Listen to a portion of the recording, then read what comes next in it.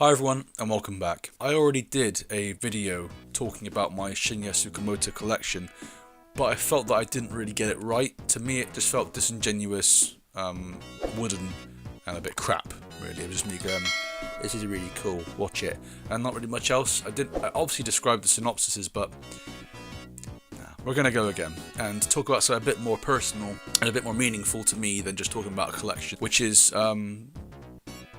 Shinya Tsukamoto's work. So let's get started. So when I was 15 to 16 years old, I used to religiously watch horrible reviews, and I always gravitated towards the Disturbing Movies playlist that he had. You know, every so often he'd do like a Disturbing Movies playlist, part 1, 2, 3. And in there was Tetsuo the Iron Man.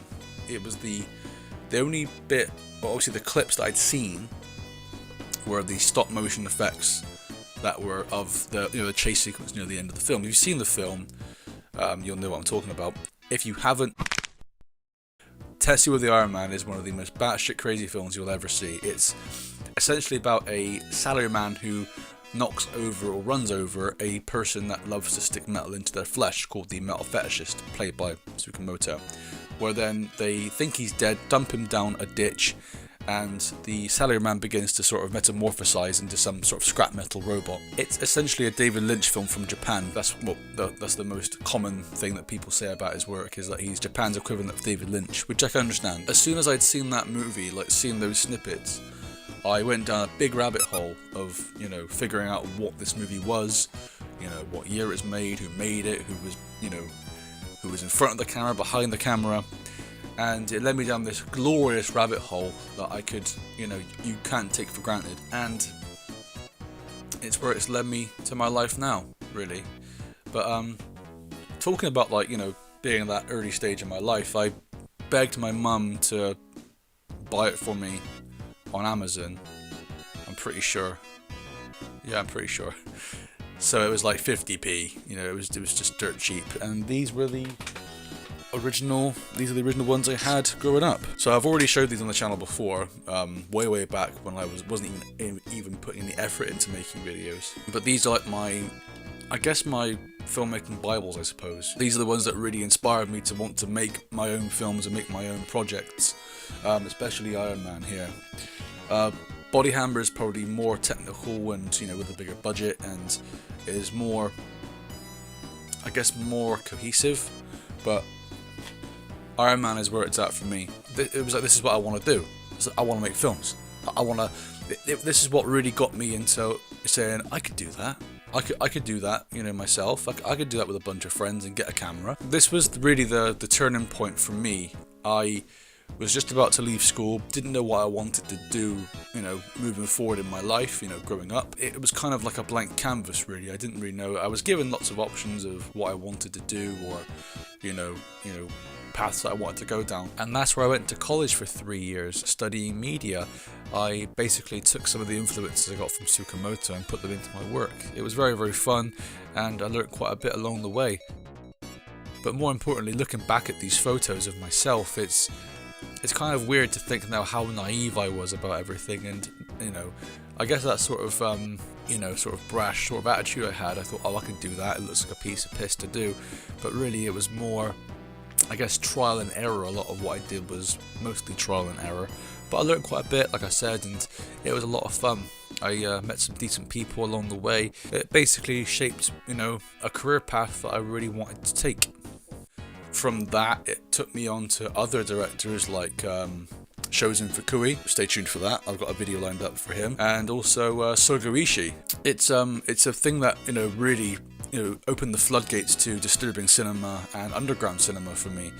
So I have a lot to thank for this film, really. And I even have the Blu-ray versions up there, but these are the original ones that I've had for so long. So yeah. And I also picked up, years later, when I had a little bit of money to my name, the basic Tsukamoto documentary. The documentary is quite old now because he's done so much more work up until Vital. It's really fascinating because we see his theatre company, Kaiju Theatre, giving plays to the public in a stage where it's built like a big Godzilla, and it's fucking awesome to see. And obviously, a lot of his films were based on his own, based off his own plays that he would with his little crew of people.